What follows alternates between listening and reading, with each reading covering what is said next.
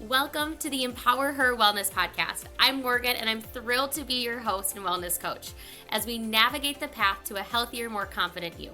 As the owner of Get Fit With Me, I bring years of experience in personal training, nutrition, and coaching to each episode. Join me as we explore practical tips and strategies for fitness, nutrition, mindset, and more, all tailored for busy women just like you.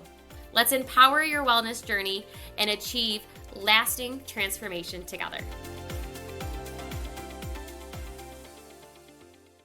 Hello, everyone. Welcome to the EmpowerHer Wellness podcast. I'm your host and coach, Morgan Ekovich, and I'm really excited. We have a guest today that I actually met through one of my current clients. We were talking about the podcast and different important and powerful people in the world of women's health. And she brought up one of her best friends, and I said, absolutely, I would love to meet her and connect with her. And that is who we have on today. Today, our guest is Teresa Romano, and she is a registered dietitian. She has worked in a variety of different areas and has recently made a switch into an area that I think is going to be really applicable to those of you listening today. So before we kind of dive into the conversation, remember these episodes come out on the second, third, and fourth Thursday of each month. If you have any questions, we will make sure that my contact information and hers is in the show notes. So hang on to those questions, send us an email, send us a message if you have some follow-up, or if you're on YouTube, you can actually comment below and we'll be able to see those comments. So Teresa, I'm going to turn it over to you and welcome. Will you give us a little bit about your background, where you started, and why you've kind of made a change in your career? Yeah, absolutely. Well, thanks. I'm so happy and excited to be here talking with you today. So I'm a registered dietitian. I started my career actually interested in functional nutrition when I was a teenager in high school. I became interested in nutrition, like functional nutrition, just like how the nutrition that we eat interacts with your body's biochemistry. And then I graduated with my undergrad in functional nutrition and herbal medicine. And I did my master's, and it was in my master's program when I was becoming a dietitian that I got swept up into the world of eating disorders. And I worked in the field of eating disorders. I started as a diet tech there in 2015. And first day on the job, I was like, oh my gosh, this is great. I love it here. I just loved like the all foods fit. All foods are good foods. Food is healing to the body. And I was able to bring in that functional nutrition concept, not in that typical wellness functional model that we might know right now, but kind of in this adapted form of like we eat foods that give the body what it needs to function appropriately, both physically, spiritually, emotionally. And so like brownies are great. They have chocolate. Chocolate has these very specific nutrient compounds that interact with your body's biochemistry that can decrease risk of like heart disease. And so, yeah, so that got me into the world of eating disorders. I worked in the field of eating disorders for, about 10 years. I became a certified eating disorder registered dietitian through IADEP, a professional community. And then recently, I have started to do women's health and prenatal nutrition. So I'm also a certified prenatal dietitian, specializing in fertility, pregnancy, and then postpartum, and then just women's health in general. I've always been interested in pediatrics and women's health, and then did eating disorders for a long time. And now I'm kind of back into the passion, of kind of what drives me. So yeah.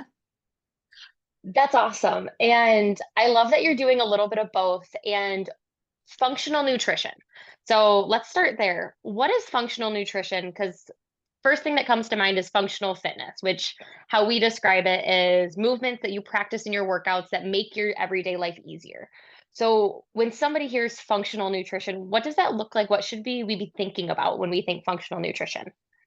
So I think with functional nutrition, they talk most about it like addressing the root cause. So how can we use nutrition to help manage or maybe decrease like disease development or just help the body optimize in the best way that it can?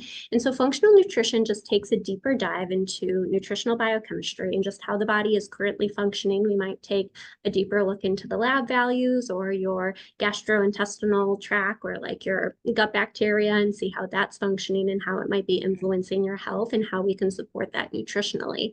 I think what I was referring to initially was that functional nutrition in this wellness space can be so misconstrued. Like, I think a lot of people think, oh, if you do functional nutrition, then you're gluten-free and you're dairy-free and you don't do that. And you take a ton of supplements that are really expensive. And it isn't, I mean, I don't practice like that. I don't do any diets. I don't do gluten-free or dairy-free. I don't advocate for them. I think all nutrition is good nutrition. And if you can eat it and tolerate it, that's great. It is good for you. Eat it.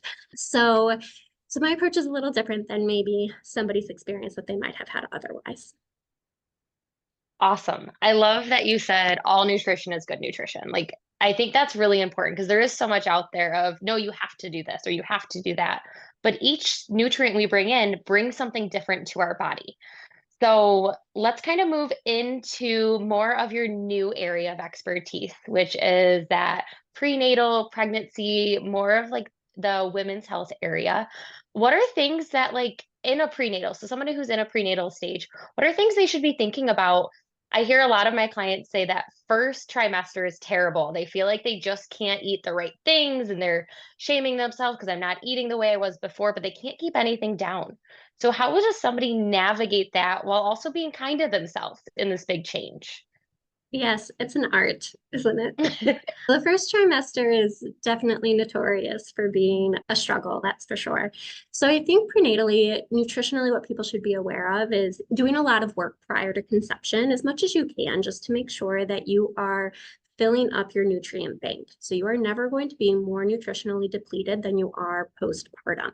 Just growing a baby, growing a human takes a lot of work. It takes a lot of nutrition. And like you're mentioning, in that first trimester, people are going to experience food aversions or nausea. Like, our nutrition may not be optimal at that time. And like, we know that as prenatal dietitians, like, it might just be like we're eating like salt and vinegar chips because that's all we can tolerate. And like, that's okay. So starting with preconception and just making sure that you're getting all the nutrients that you need to support that pregnancy. And then in the first trimester, it's really getting in as much as you can in the ways that you can tolerate. And we have a few tricks to the trade of being able to troubleshoot how to do that. The thing that they're going to hear most is increasing your protein, which would be lovely if we weren't all adverse to doing so. So we have some tricks on like how we can increase protein intake during that time. And the nutrition needs do change throughout your second trimester, your third trimester, and postpartum. So postpartum, I think what's really big, especially in the eating disorder or body image space for motherhood, is like this pressure to just go on a diet or lose the weight right away or bounce back. And that is not what is beneficial for the body. That needs a lot of nutrition for healing. You need more nutrition than you did like during your pregnancy. You need more nutrition postpartum. You need it for breastfeeding. And so I think that's important to help reframe for a lot of people, that it's not just this rush to like lose the baby weight. Your body's very smart and it knows what it's doing. And postpartum is not a time for restrictive dieting. And you're right. It is a time when you see people want to get coaches or go to the gym or start to increase. And a lot of times it's navigating that, but they're all breastfeeding. You require a lot more calories. You burn a ton of calories breastfeeding. You require more calories. And that can be kind of a weird concept if we're coming from a diet culture of eat less, be smaller. So how do you work with women to really shift their mindset around, you need to fuel your body this way and it is okay, and kind of some of that mindset stuff that I think is really where is deep down and rooted. Yeah, I think that postpartum time is just such a time of transition, and being a first-time mom, it can be a big surprise because I don't think our entire culture or society recognizes how much of a transition that is. And so there's that term, matrescence, of that term that's like describing what it is to become a mom and describing like that first postpartum experience. And I think letting moms know that like self-compassion first and foremost. There's going to be a lot of change and a lot of change in your identity. You're not who you were before. You're a mom. Just so much changes overnight. And I think with that, it's a lot of us sometimes like missing who we were. And one of the things that is interesting in the research that looks at eating disorders postpartum, or that body comparison or body image struggle, what they saw was that women mostly, of course, we have the social media comparison, but women mostly compare to who they were or maybe the size that they were prior to pregnancy. And it's more of this self-identified chase of like, I need to get back to the size that I was prior to having kids. So nutritionally wise, like mothers after they want a lot of times we have those societal pressures of being smaller, not eating enough or not eating a ton of calories because they want to lose that weight quicker, but really they need more calories, they need more nutrients. And how do we kind of reframe that mindset of we need more, we need to be doing more for our body in that way, and that's going to change in that postpartum section. Yeah. And so I think just like having the awareness, just having the awareness of that transition, just to prepare moms that it's going to be different. You are going to be different. Your body is going to be different. And we need a lot of self-compassion at that time, like knowing that it's also going to take time to heal, which is also something our society doesn't honor. A lot of the times people do have to go back to work, and sometimes that's 2 weeks after they gave birth. And like knowing that in regards to nutrition and weight, it takes time. There's often a saying like 9 months on, 9 months off. And even in my opinion, I feel like that's even a little bit, give your body even like a little bit more time, but make sure that you're getting in the nutrition to heal and fill up all of those nutritional reserves that you just spent making a brand new human. So, what types of nutritional reserves are like the highest depleted that they should be focusing on? Is it the protein? Is it iron? What are certain things that they should be focusing on that tend to be the most depleted, but we don't really know, we just know we need to eat more. So, where would you recommend people start in kind of observing their own nutrition? Yes, I would actually recommend focusing on things that are more broad than narrowing in on any specific nutrient, because in my opinion, it's going to be all of them. Like even when you were Mm. listing them off, I'm like, all of them are important. You need the protein, you need iron, you need calcium, you need your vitamin D. Like all of those nutrients play very important roles in supporting a healthy pregnancy and a healthy mom, and all of them are depleted, like your omega-3s, like all of them. So just generally focusing on making sure that you are eating every 3 to 4 hours and making sure that it's relatively balanced. So, like, are we having carbohydrates and proteins and produce in some capacity? So, having like crackers with cheese or apples and peanut butter. There's also a saying that you should be nourishing yourself. Like you should be having a snack anytime that you're pumping or you're breastfeeding, just to make sure that you yourself, as that new postpartum mom, are paying attention to making sure that you're getting things in every 3 to 4 hours and keeping up with that nutrition, because it's so easy to just get caught up in this stress of like taking care of this new human that sometimes our needs fall to the wayside. So, yes, anytime you're feeding baby, you should also be feeding yourself. I like that. I feel like they always talk about when baby sleeps, you should sleep, but I've never heard when baby feeds, you should feed. So Yes. I think both of those are really important to remember, especially with new moms, because you're not given a manual. And there's so much research and there's so much out there on social media and everywhere, like what's the right thing to do? And it's really the right thing for your body. But I think knowing some of these key tips that you've been bringing to the table today are really important. I was going to add also to not stress out too much about having it be so balanced. Like your diet is not going to be this ideal picture perfect thing in that early postpartum, and that's okay. The most important thing is just that you're getting something in. So don't stress out too much being like, oh my gosh, I can't remember the last time I had a fruit or a vegetable. Just make sure that you're getting food in. Nutrition is important first and foremost. Awesome. So I'm going to build on that. At what point should we start to notice, though, like, I haven't had a fruit in a long time, or I haven't had a vegetable? Like, after how many months or weeks should somebody start to actually notice those things? Because I feel like they're in survival mode for a little bit there. You're in survival mode. Yeah. So, I mean, I guess that's a good point. It can't completely fall to the wayside. Don't go months without eating a produce, but it's just in the moment, in the day. If you feel that guilt around like, I should be doing better, or kind of that self-criticism starting to pop in, just working in that self-compassion there around like, okay, it's okay. I will work in produce again tomorrow. But for right now, this is the best that I can do, and just self-compassion around that. I love that. And you've mentioned the word compassion a lot. And do you have any either tools or exercises that you do with clients? Because I think it's hard sometimes for us to have compassion for ourselves. So, do you have anything that you do to help clients kind of learn how to be compassionate for themselves, or ways that we should, like, should we write it down? Should we just say it out loud? Or like, are there things that happen that you advise your clients to do to be compassionate for themselves? Because we can say it all the time, but it's another thing to actually do it. Yeah, it's a lot of mindfulness. So I think taking that awareness and mindfulness into the equation and just being able to identify, label, and then ask what the true need is. So, like being able to identify where that self-criticism is showing up, asking maybe why is this showing up, or what is the need underneath it.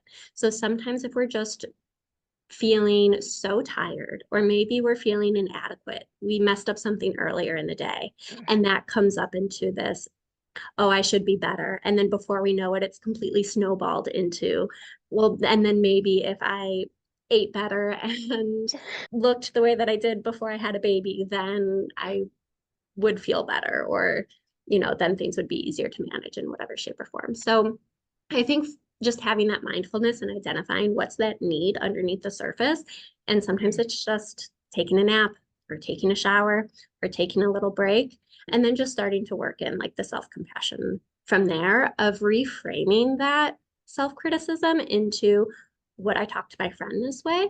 How would I respond to my best friend who's in this position? Or like, how would my baby see me right now? You know? I like that. Those are really good reminders. And because we want to be able to talk to ourselves, and especially, yes, the baby isn't fully taking in everything at their newest state, but eventually, if don't practice this, when your child is old enough to actually see these and hear you say these things to yourself, it then gets trickled down. So I think it's really good that we practice that before, during, and like during these times of transition, because there's always transitions in life where our body is going to change, whether we've had a baby or not, and we get caught in the comparison game.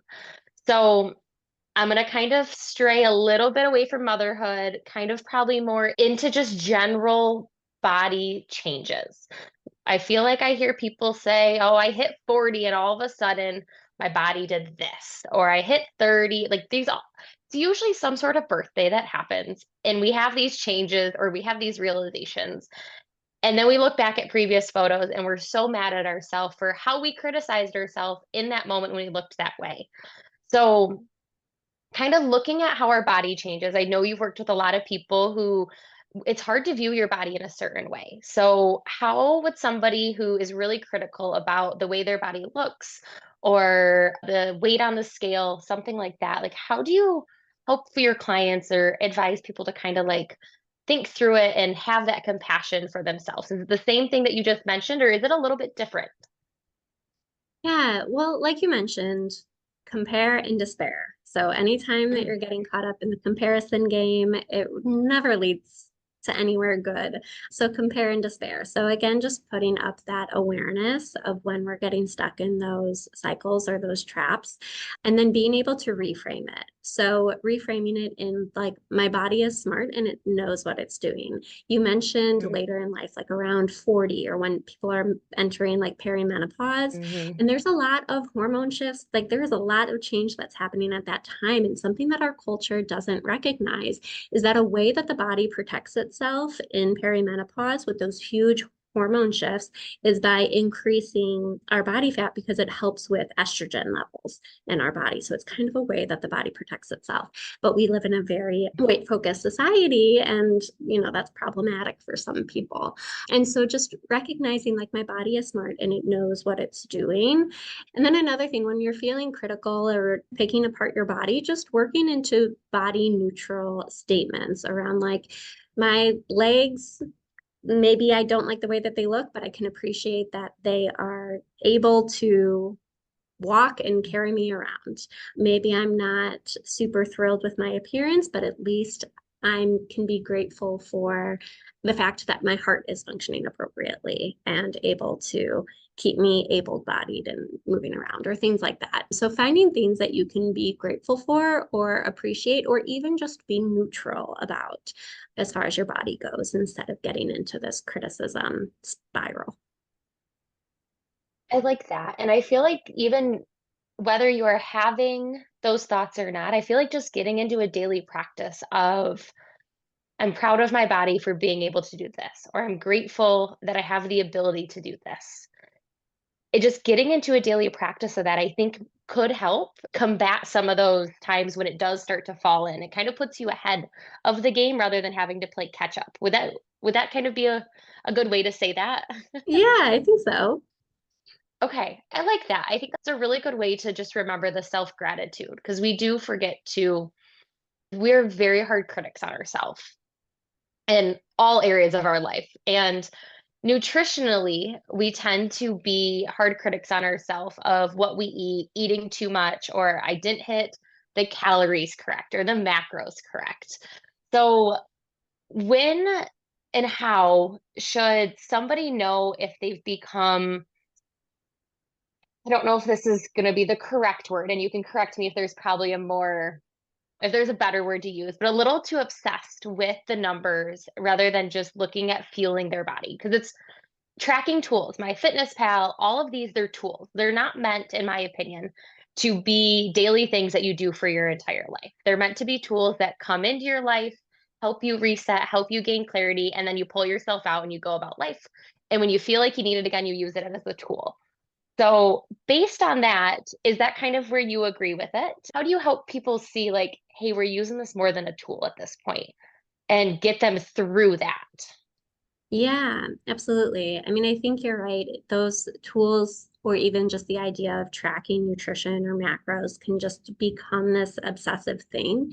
And so, if you're realizing that it's becoming life interfering, like it's interfering with your daily activities or not wanting to go out to eat with your friends Mm. or being able to engage in like social activities, or we have such irregular or disorganized eating that we're feeling physical symptoms of not enough energy, or maybe we're feeling dizzy, all of that.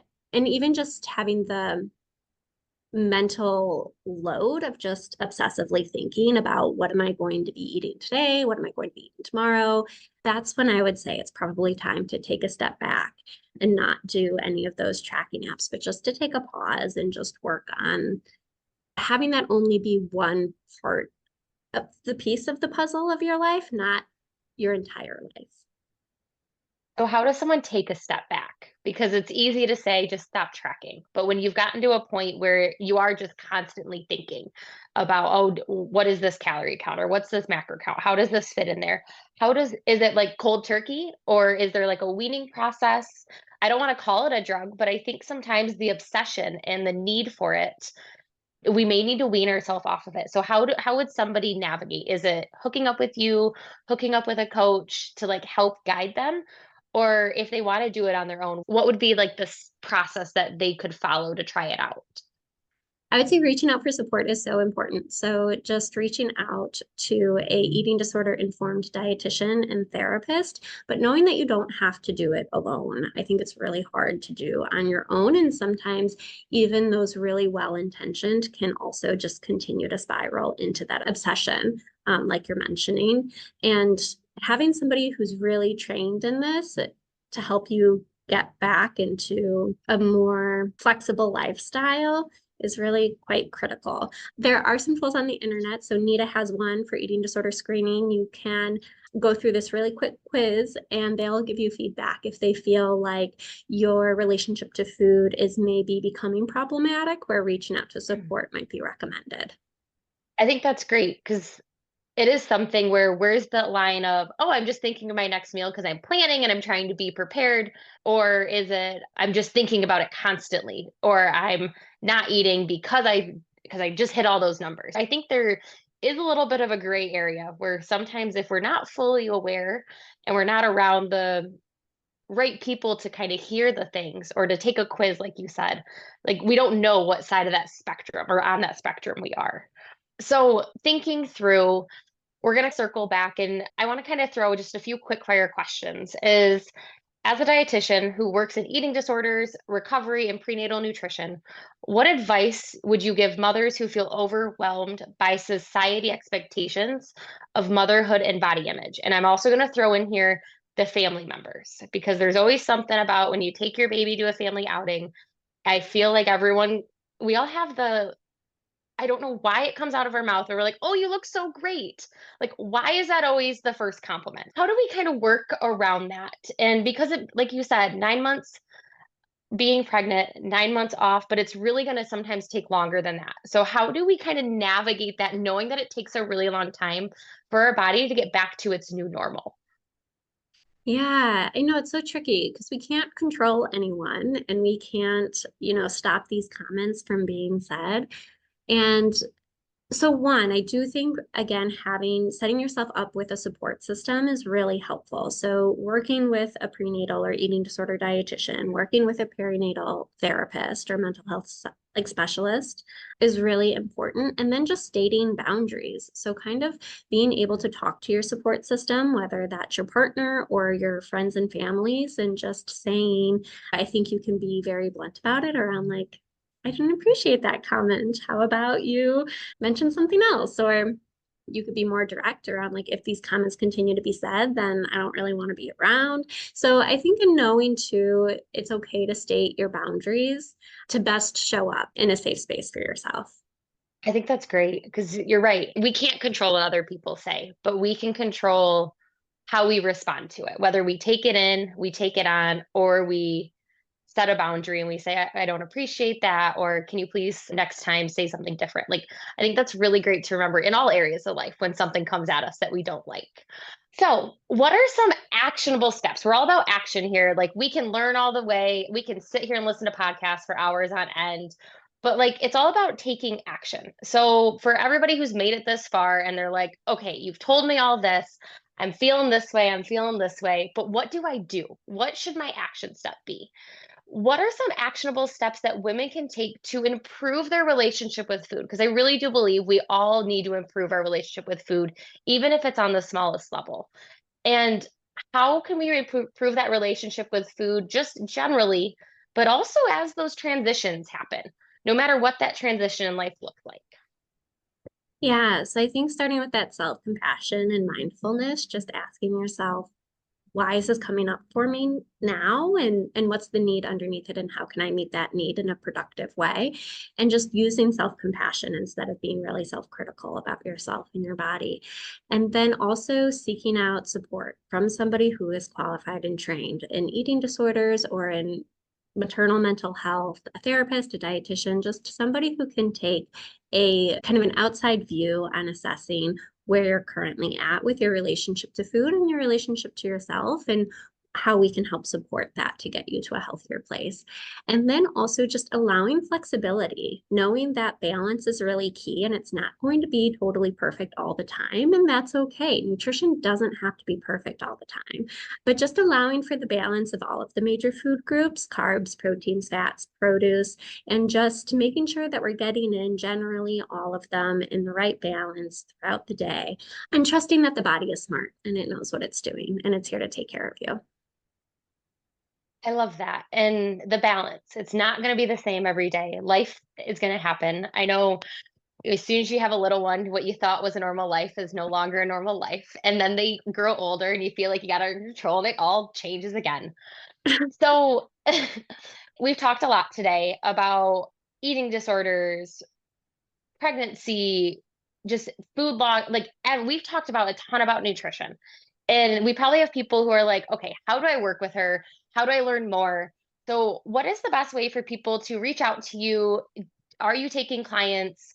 Do you do a discovery call? Like, what types of things can you help clients with right away if they're like, I love this. I feel like I need to talk to a dietitian. I'm having a really bad relationship with food. This was eye opening.